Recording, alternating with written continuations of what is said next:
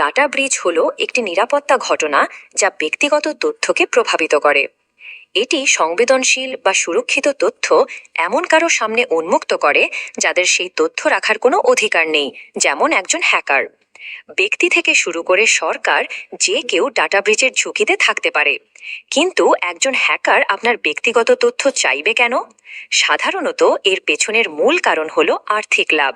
আপনার আর্থিক বা গোপন তথ্য থেকে অনেক অর্থ উপার্জন করা যায়।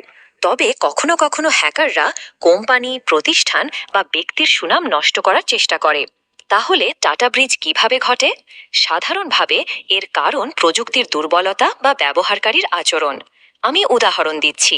যেমন বাইরের ক্ষতিকারক অপরাধী বা হ্যাকাররা বিভিন্ন আক্রমণ ব্যবহার করে নেটওয়ার্ক বা আপনার মতো কোনো ব্যক্তির কাছ থেকে তথ্য সংগ্রহ করতে পারে।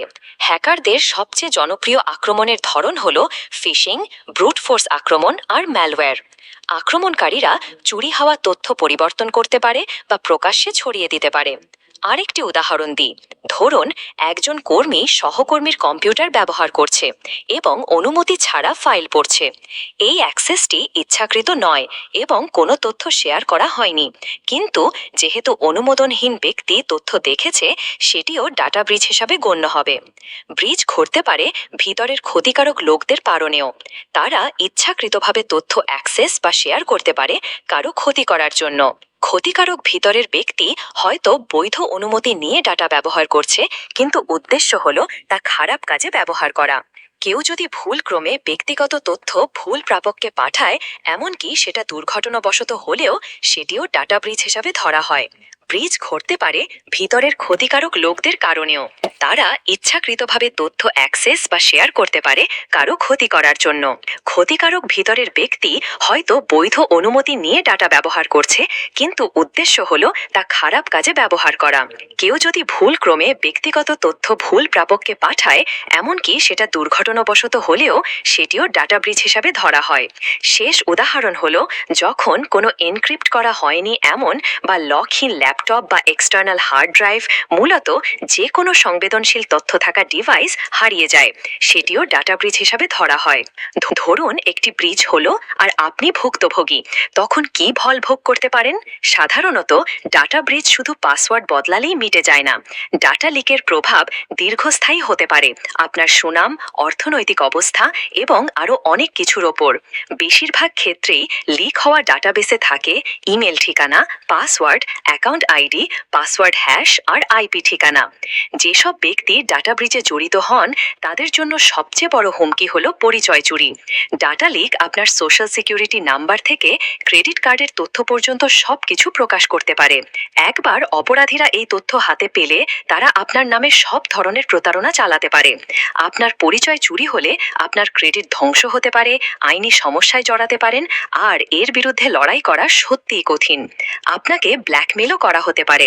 হ্যাকাররা লিক হওয়া ডাটার সাহায্যে আপনার অ্যাকাউন্ট দখল করতে পারে এবং আপনাকে ব্ল্যাকমেল বা মুক্তিপণ দাবি করতে পারে।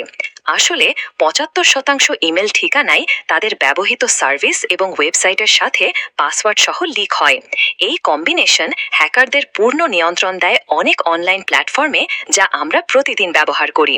এবং শুধু আপনিই নয়, সাইবার অপরাধীরা আপনার অ্যাকাউন্ট বা ডিভাইস ব্যবহার করে আপনার পরিচিতদের কাছে ভাইরাস ছড়াতে পারে। কিভাবে ডাটা ব্রিচ এড়িয়ে চলবেন?